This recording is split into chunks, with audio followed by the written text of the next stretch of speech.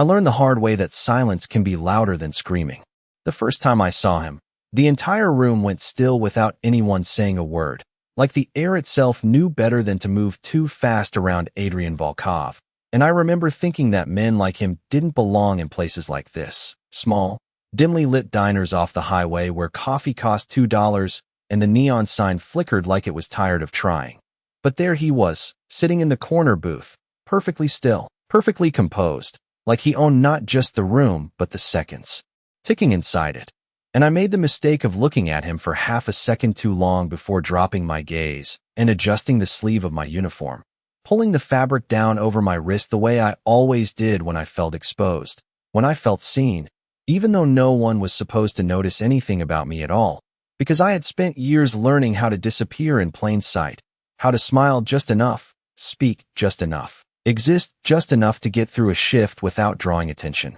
without inviting questions, without letting anyone close enough to see what I couldn't hide completely. But something about him made that impossible. Something about the way his eyes tracked movement without moving his head, the way his presence pressed against my skin like cold air, made my fingers tighten around the notepad in my hand as I approached his table, forcing my voice steady as I asked what he wanted to drink. And when he looked up at me, really looked this time, it felt like standing too close to something dangerous and beautiful at the same time, like staring at a storm rolling in from miles away, knowing it would reach you eventually. And I told myself not to react, not to flinch, not to let my guard slip the way it always threatened to when someone paid too much attention. But then his gaze dropped, just slightly, not enough for anyone else to notice, except I felt it land exactly where my sleeve had shifted just enough to reveal the faint edge of something I worked so hard to keep hidden, and my breath caught for a fraction of a second before I pulled my arm back instinctively. Too fast, too obvious. And I hated that, hated how my body betrayed me before my mind could catch up, because men like him noticed everything. I could tell that much already, and for a moment, just a moment, I thought he might say something, ask something, do something that would force me to explain, to lie, to relive things I had buried deep enough to almost forget. But he didn't. He just watched me, silent, unreadable, like he had all the time in the world to figure me out without needing a single word, and that was worse, because questions can be avoided, but silence like his felt like a promise. And as I turned away to grab his coffee, my hands trembling just enough that I had to grip the counter to steady them, I realized something I couldn't quite explain yet, something that settled heavy in my chest and refused to leave. I wasn't just afraid of who he was, I was afraid of what he might see, and for the first time in a long time, I had the unsettling feeling that no matter how carefully I tried to hide, it might already be too late. I told myself it was nothing, just another customer with too much money and too little warmth, but my hands did not believe me, because they kept trembling every time I reached for something, every time I poured coffee into a chipped white mug and tried to ignore the weight of his presence pressing against my back like a shadow that refused to move on. And I could feel him even when I was not looking, like the room had tilted slightly in his direction and everything else had to adjust around him. And when I finally turned to bring his order over, I forced my steps to stay even, measured, normal, the way I practiced in the mirror when I needed to look like someone who had nothing to hide. But the moment I set the cup down in front of him, my sleeve betrayed me again, sliding back just enough to expose the faint, uneven line that ran along my skin, pale against the rest of me, and I froze, just for a second, before pulling it back down quickly, hoping he had not noticed, hoping I was still invisible. But silence answered me instead of relief, and when I risked a glance up, his eyes were already there, steady, focused, not curious in the way most people were, not pitying either, just certain, like he had seen something and filed it away without needing confirmation. And that made my chest tighten in a way I could not explain, because it was easier when people asked questions, easier when they made assumptions I could deny. But this felt different. This felt like being understood without permission, and I hated it, hated the way it made me feel exposed in a room where I had spent months perfecting the art of disappearing. So I stepped back, ready to leave, ready to put distance between us and pretend none of it happened. But his voice stopped me before I could take more than one step, low and calm, cutting through the noise of clinking dishes and distant traffic like it belonged in a completely different world. asking if I always worked this late. And the question should have been simple, harmless even, but something about the way he said it made it feel like more, like he was not asking for small talk. He was mapping something out, and I hesitated just long enough to regret it before answering that I did. That late shifts paid better, that it was nothing special, and he nodded slightly, like that confirmed something for him, something I was not part of yet. And then he reached into his jacket, pulling out a folded bill and setting it on the table without looking away from me. And I noticed it immediately, noticed how it was more than the cost of the coffee, more than most people left in tips. And my first instinct was to refuse it, to push it back and create distance, because money like that always came with expectations, always came with something unspoken attached to it. But something in his expression stopped me, not force, not threat, just a quiet certainty that made it clear he was not offering, he was deciding. And I swallowed the words before they could leave my mouth, nodding once instead and stepping away with the bill. Still sitting untouched on the table, my pulse louder than it should have been, my thoughts moving too fast to keep up. And as I moved behind the counter again, trying to focus on anything else, the clock, the register, the hum of the refrigerator, I realized I had made another mistake, because now he knew I would take what he gave, and men like him did not forget details like that. They collected them, piece by piece, until they understood everything. And for the first time since I had learned how to survive quietly, how to stay small and unnoticed, I had the sinking feeling that someone had just started paying very close attention, and I did not know how to disappear from that. By the time the clock above the register ticked past midnight, I had convinced myself that he would leave, that whatever had shifted in the air tonight would disappear the second that door closed behind him. But he did not move, not right away, and that unsettled me more than anything else, because people like him did not linger in places like this without a reason, and I could not shake the feeling that I was somehow part of that reason, even though I had done everything I could to avoid it, to stay small, to stay out of reach. But the silence between us had already stretched too far to pretend it meant nothing, and when he finally stood, the movement was slow, deliberate, like every second belonged to him alone, and I felt it before I saw it. That subtle shift in the room as conversations lowered without anyone being told, as if something instinctive told everyone else to give him space. And I turned away quickly, pretending to wipe down the counter even though it was already clean, focusing on the repetitive motion just to keep my hands steady. But it did not help, because I could hear his footsteps, controlled, unhurried, crossing the floor behind me until they stopped just close enough to make my breath catch without giving me a reason to step away. And I told myself not to turn around, not to acknowledge it. But that only lasted a second before I felt it again, that quiet pressure of his attention. And I gave in, glancing over my shoulder just as he reached past me, not touching, never touching, but close enough that I felt the warmth of him for a brief, disorienting moment as he placed something on the counter beside my hand. A card, simple, dark, with nothing on it except a number written in clean, precise ink, and I stared at it like it might explain itself if I looked long enough. But it did not,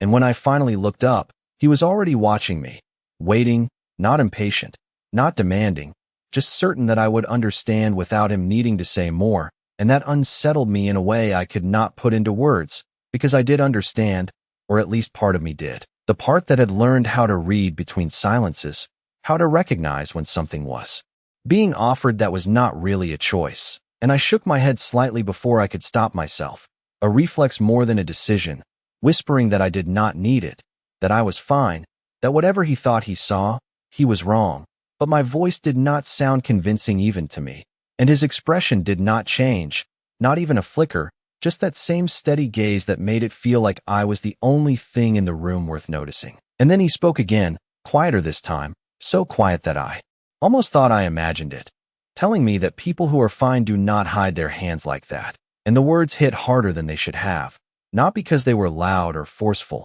but because they were true in a way I had spent years denying. And for a second I could not breathe, could not move, because it felt like he had reached past everything I had built to protect myself and touched something I did not let anyone see. And I wanted to argue, to deny it, to push him away the way I had pushed everyone else away, but the words stayed stuck somewhere between my chest and my throat, and all I could do was stand there, frozen, while he slid the card a little closer to me with 2 fingers, slow, deliberate, like he was placing something fragile instead of something that could change everything. And then he stepped back, just enough to break whatever hold that moment had on me. And for the first time since he walked in, I realized something that made my stomach twist in a way I could not ignore, because he was not trying to take anything from me. He was waiting, giving me the space to choose. And somehow that felt far more dangerous, because it meant this was not over, not even close. And as the door finally opened and the cold night air slipped inside before closing behind him,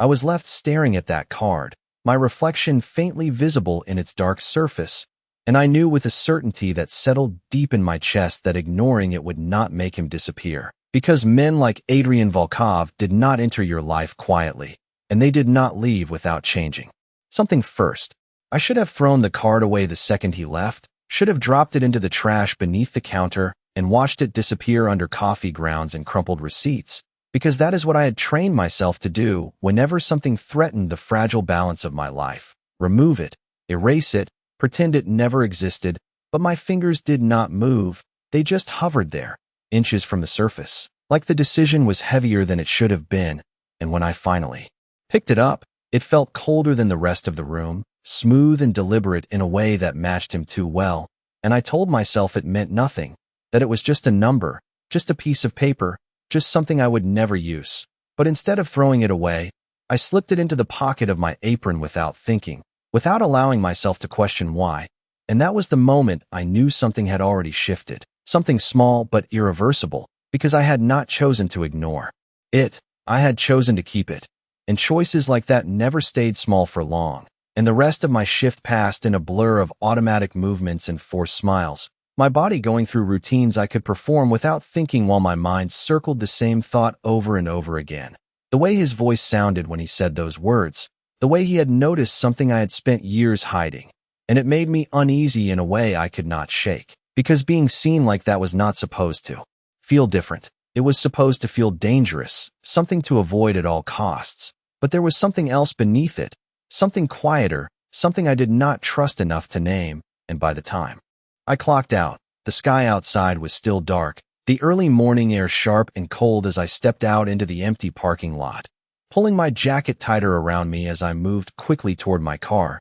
the gravel crunching under my shoes louder than it should have been in the silence. And I kept my head down, my steps steady, because this part of the night was always the hardest, the walk to the car, the moment when the world felt too quiet, too open, like anything could happen if you were not careful, and I had learned to move through it without hesitation, without drawing attention. But tonight felt different, heavier somehow, like the air carried something I could not see, and I told myself it was just my imagination, just leftover tension from the shift, from him, from everything I did not understand yet. But then I heard it, the faint echo of another set of footsteps somewhere behind me. Not close, not rushing, just there, steady enough to make my heart stutter in my chest. Before I forced myself not to react, not to turn around, because panic had never helped me before, it had only made things worse, and I reached my car, my fingers already searching for my keys, telling myself to stay calm, to get inside,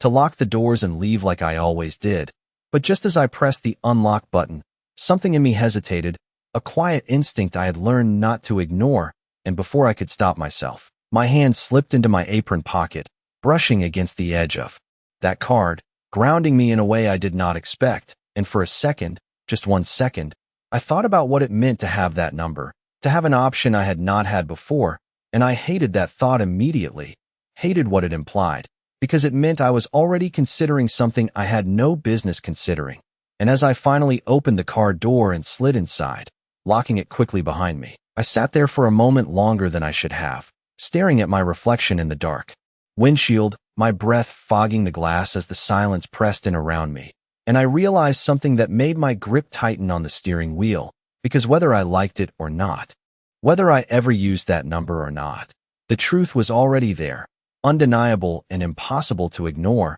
He had seen me, and now I could not pretend that I was invisible anymore. I sat there longer than I should have, the engine running, the soft hum filling the silence like it could drown out the thoughts I did not want to hear. But it did not work, because they kept coming back, circling the same question I refused to answer. Why did I not throw the card away? And I told myself it was nothing, Just a moment of hesitation, just exhaustion, just a mistake I would correct in the morning. But deep down I knew better, because I had not made a mistake, I had made a choice. And that was harder to ignore. So I finally put the car in drive and pulled out of the parking lot. The empty road stretching ahead under dim streetlights that flickered every few yards, casting shadows that shifted too easily. And I kept my eyes forward, steady, focused, the way I always did when I needed to feel in control. But the feeling did not come, not tonight, because something had changed, something subtle but persistent, like a thread pulled loose that I could not tuck back into place. And by the time I reached my apartment building, the sky was beginning to lighten just enough to blur the edges of the night, the kind of early morning that made everything feel suspended between two worlds. And I parked in my usual spot, cut the engine, and sat there again, my hand resting on the steering wheel as I listened to the quiet settle around me, telling myself to move, to go inside, to follow the routine that had kept me safe for so long. But instead my fingers drifted back to my pocket, pulling the card out slowly, like I was not entirely sure I wanted to see it again. And when I looked down at it, that same precise handwriting stared back at me, unchanged, certain, like it had always been there waiting for me to notice. And I felt something tighten in my chest. Not fear exactly. Not anymore. Something more complicated than that. Something that made it harder to breathe for a second before I forced myself to look away, to shove it back into my pocket and step out of the car, locking it behind me with a soft click that sounded louder than it should have in the stillness.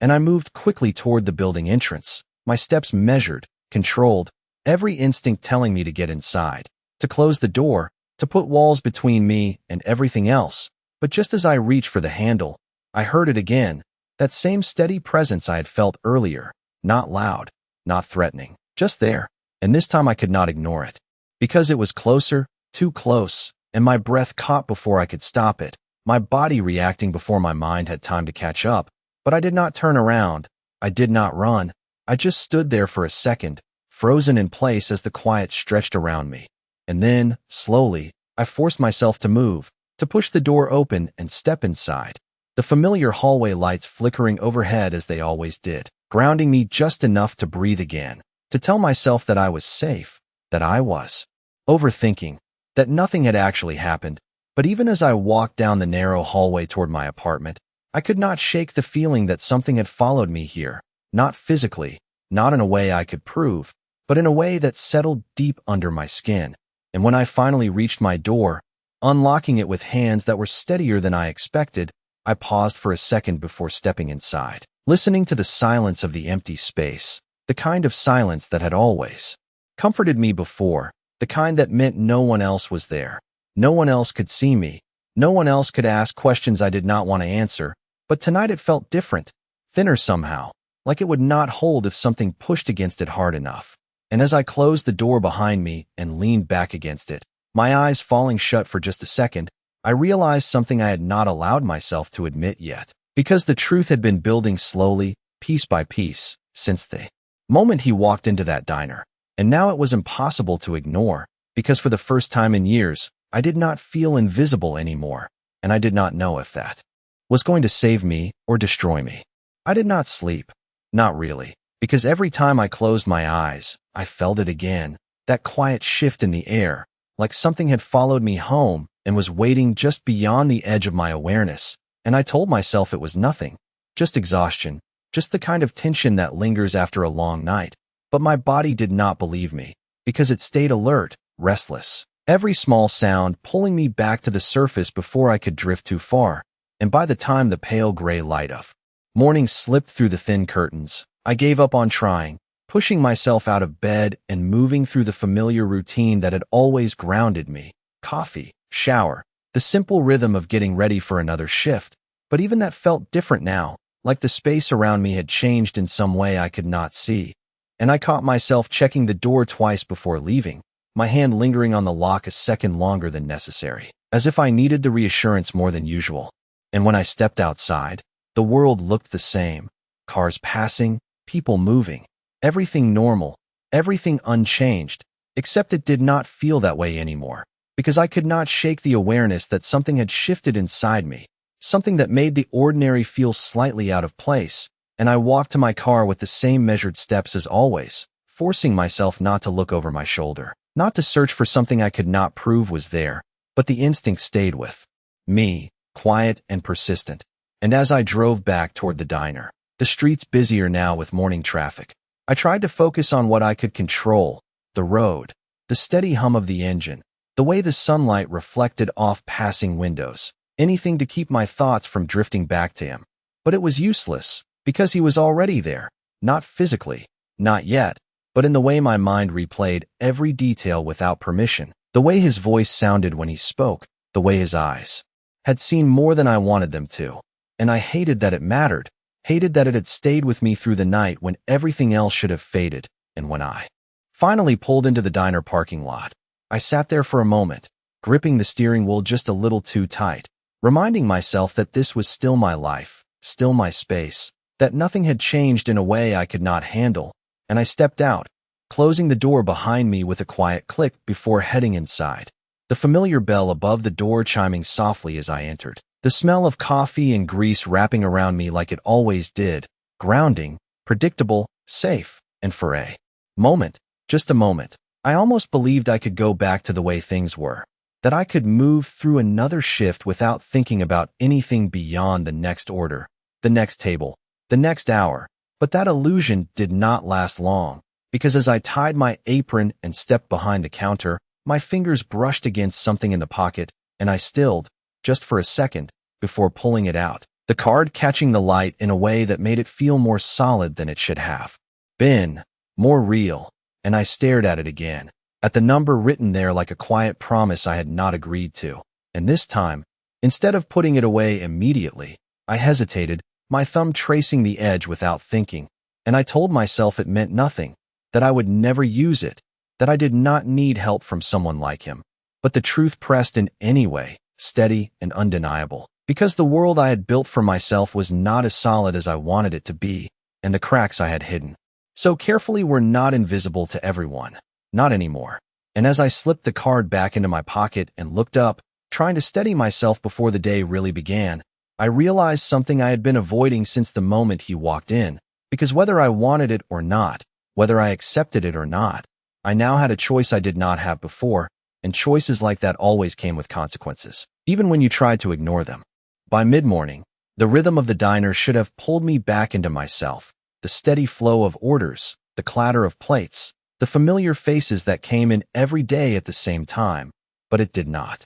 work the way it used to. Because now every small detail felt sharper, louder, like my senses were tuned to something just beneath the surface, something I could not quite name, and I kept catching myself reaching for my sleeve without thinking, adjusting it even when it had not moved, as if I could erase what had already been seen. And I hated that feeling, hated how it made me aware of my own body in a way I had spent years avoiding, because awareness meant vulnerability, and vulnerability had never been safe. Not for me, not in the world I had learned to survive in, and I tried to shake it off, focusing on the next order, the next table, the next small task that required just enough attention to keep my thoughts from drifting too far. But it was not enough, because every time the door opened, my heart reacted before my mind could catch up, a brief, sharp pause that I immediately tried to hide, telling myself it was nothing, that I was expecting something that was not coming. But the anticipation stayed, quiet and persistent, like a question that refused to be answered, and hours passed like that, stretched thin between routine and something else I could not ignore, until the moment everything shifted again, not loudly, not dramatically, just a subtle change in the air that I felt before I understood it, the way conversations dipped slightly, the way the room seemed to settle into a different rhythm. And I knew before I looked. I knew in the same instinctive way you know, when a storm is approaching without needing to see the sky. And when I finally turned toward the door, there he was, exactly as he had been the night before, controlled, composed, completely out of place, and yet somehow the center of everything. And my breath caught for a fraction of a second before I forced it steady, reminding myself that this was still my space, that I did not have to react, that I did not have to let him change anything. But even as I told myself that, I could feel the truth pressing in from somewhere deeper, because things had already changed. The moment I had kept that card instead of throwing it away, The moment I had let myself hesitate instead of walking away, and now. He was here again, not by accident, not randomly, but deliberately, and that realization settled heavily in my chest as I watched him move through the room, unhurried, unbothered, like he had nowhere else to be, like this place, this moment, was exactly where he intended to be, and when his eyes found mine, it was not a surprise, not a coincidence, it was recognition, clear and unmistakable, like he had expected me to be here, like he had known I would still be exactly where he left me, and for a second, I felt that same instinct to pull back, to retreat into the version of myself that stayed invisible, that stayed unnoticed, but something in me resisted, something small but stubborn that did not want to look away this time, and I held his gaze just long enough to feel the shift between us, subtle but undeniable, before I broke it and turned back to my work, my hands steady even if my thoughts were not, because I understood something now that I had not fully grasped before, something that made everything feel sharper, more real, because this was no longer just about being seen. It was about what came after, about what he intended to do with what he had seen. And as I reached for a coffee pot that did not need refilling, just to give myself something to hold on to, I realized with a clarity that settled deep in my chest that this was not a coincidence. This was the beginning of something, and I was already standing in the middle of it whether I wanted to be or not. I tried to focus on anything else, the hiss of the coffee machine, the low murmur of conversations, the steady rhythm of orders coming in and out, but it was impossible, because even without looking, I could feel exactly where he was, like my awareness had anchored itself to him without permission, and every step he took, every small movement, echoed somewhere just beneath my skin, making it harder to pretend this was just another shift, just another day, and I hated that more than anything. Because it meant I was reacting, and reacting meant losing control, something I had spent too long learning how to keep, so I forced myself to move, to pick up a tray, to approach his table like I would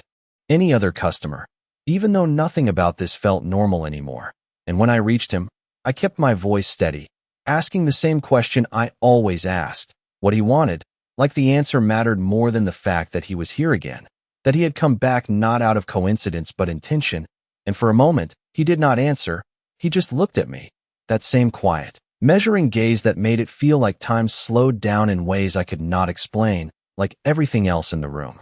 faded just enough to leave only that space between us, and I held on to my composure the way I always did, refusing to look away first, refusing to give him that kind of control. But then his eyes shifted, just slightly, not to my face this time, but lower, to my hands, to the place where my sleeve had slipped again without me noticing, and the reaction was immediate, instinctive. I pulled it back down too quickly, too obviously, my fingers tightening around the edge of the fabric as if that could undo what he had already seen, and I felt the heat rise under my skin, not from embarrassment, not exactly, but from something sharper, something closer to being exposed in a way I could not fix. And when I looked up again, his expression had changed, not dramatically, not in a way anyone else would notice, but I saw it, a shift so subtle it almost did not exist, except it did, because his voice, when he finally spoke, was different, still calm, still controlled, but quieter, more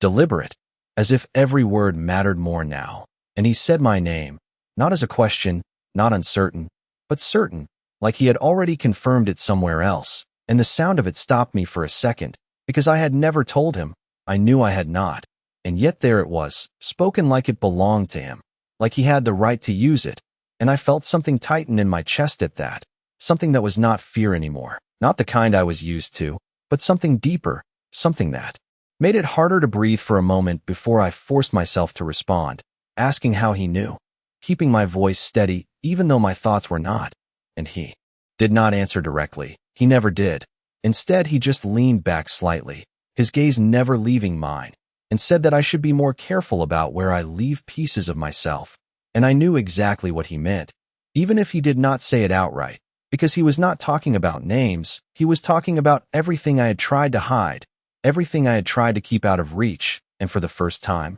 I realized something I had not fully understood before, because this was not just curiosity, this was not just attention, this was awareness, deliberate and precise, and it made my pulse quicken in a way I could not control, because I was no longer invisible to him, not even close. And as I stood there, caught between wanting to step back and not wanting to show weakness, I felt that same quiet shift again, the one that had been building since the night before, settling into something clearer now, something I could not ignore anymore, because whatever this was, whatever he intended, it was no longer something I could avoid by pretending it did not exist. And as I finally broke the moment, stepping back with the tray still in my hands, my movements controlled even if my thoughts were not, I realized with a certainty that settled deep in my chest that this was no longer about whether he had seen me. It was about what he was going to do now that he had. The rest of the room kept moving like nothing had changed, plates clinking, voices rising and falling, orders being called out in the background. But for me, everything had narrowed into something sharper, quieter, like I was standing in the middle of a moment that had not fully revealed itself yet, and I could feel it building, not in the way something loud announces itself, but in the way a shift happens beneath your feet before you understand what it means, and I forced myself to keep moving. To finish the order, to step away from his table with the same controlled pace I always used, but it took more effort now, more focus, because my thoughts were no longer steady. They kept circling back to what he had said, the way he had said my name, the way he had made it sound like something he had already claimed without needing permission, and I told myself not to read into it, not to let it pull me in, but that was easier said than done, because nothing about him felt accidental, nothing about the way he spoke or looked at me felt careless, and that made everything heavier,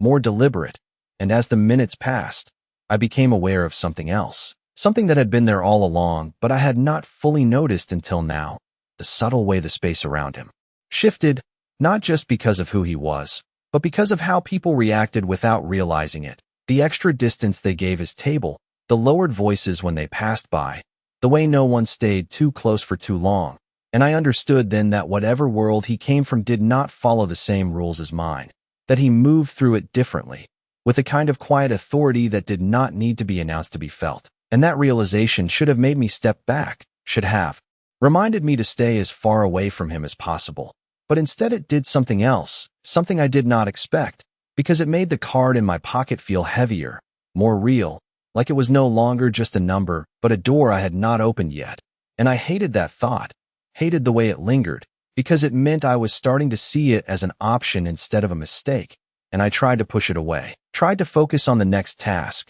the next distraction, but it stayed there, quiet and persistent, like it was waiting for me to acknowledge it. And I almost missed it, almost missed the moment everything shifted again, because it happened so subtly, so quietly that anyone else would have overlooked it, but I felt it immediately, that same instinctive awareness that had followed me since the night before, and when I turned slightly, just enough to see without making it obvious, I noticed the man standing near the entrance, not looking at me directly, not doing anything that would draw attention, but something about him felt wrong, not in an obvious way, just in the way my body reacted without permission, the way my shoulders tensed slightly, the way my breath caught for half a second before I forced it steady again, and I told myself it was nothing, just another customer, just another face, but the feeling did not go away, it stayed there, quiet and persistent, and without thinking, my hand brushed against my pocket again, finding the edge of the card like it had done a dozen times already, grounding me in a way I did not fully understand. And that was when I realized something that made my chest tighten, because for the first time since all of this began, I was not just aware of him. I was aware of everything around me in a different way, sharper, clearer, like I was seeing the world through a lens I had not used before, and it changed the way I stood, the way I moved, the way I paid attention to things I would have ignored before. And as I looked back toward his table, my gaze meeting his again across the room, I saw it, that same quiet certainty in his eyes. But this time there was something else beneath it, something I could not fully name yet, something that felt like a warning and a promise at the same time. And in that moment, I understood something that settled deep in my chest with a clarity I could not ignore, because whatever line I had been trying not to cross, I was already standing on the other side of it. And there was no going back to who I was before he walked into my life.